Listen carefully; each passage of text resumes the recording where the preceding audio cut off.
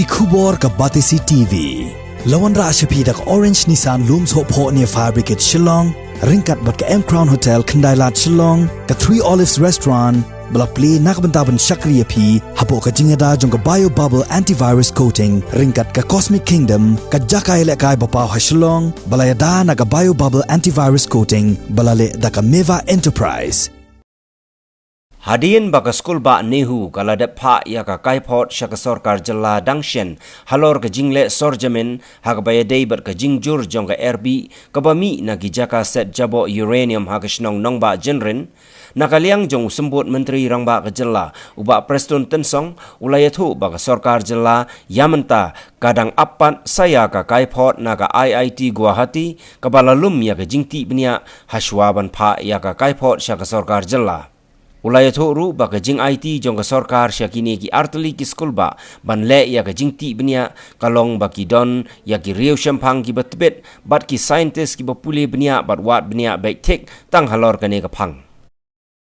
Kumau pingin pala ban ong ya kata namar pi lada don kam pingin pha biang ya detail investigation syaduk syawa andala tikna asya ya ka source jong ka radiation then le singila ban le syapok nak benta bikin test bikin page nadok sedong lah kan ni ka radiation ka spread chunu namar kat ko mau pikat ko report ke mengiyo naga nehu ki om bakatu kapit katu ka tangki ka badon tu kamot ka radiation kelong within a prescribed limit de kat ba sabar jong kata pada ki om bakadon ka tendency kalong beyond the prescribed limit de nagada ko pingin pala ban om ko noi kata.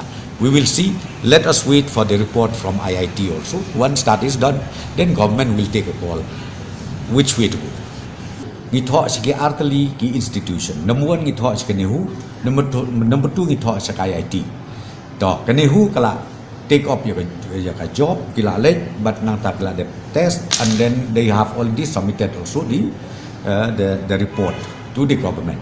That's why on the basis jong kata ka report kabengyo kanehu ngila ai ka tu statement.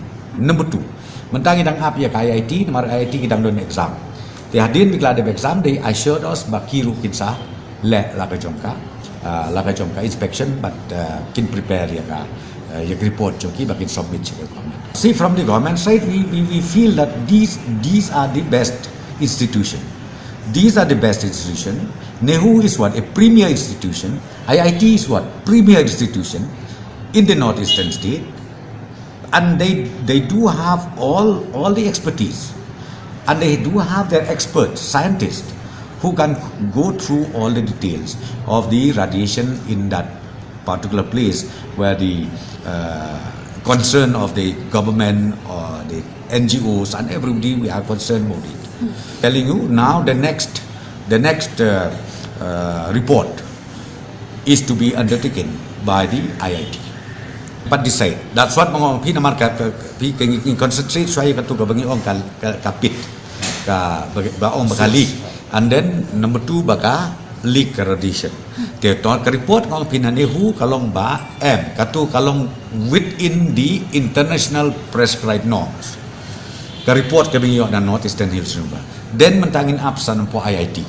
To tenrei hapo nehu pada kan nehu ka baki ai kolong namar ba mendai su baki check tang itu teki check setiap po ke om berman kadon kalong beyond the prescribed limit ya kati bisa po kabamut menta kami sekata ka isu ti kata ngimpat nak long na kalian government ngimpat la ben oponuno namar ya menta syang yang concentrate itu isu te menta ngindang up saya ka IIT ba kindang undertake ya ka investigation ka detail investigation and they will submit the report to us. They still having exam.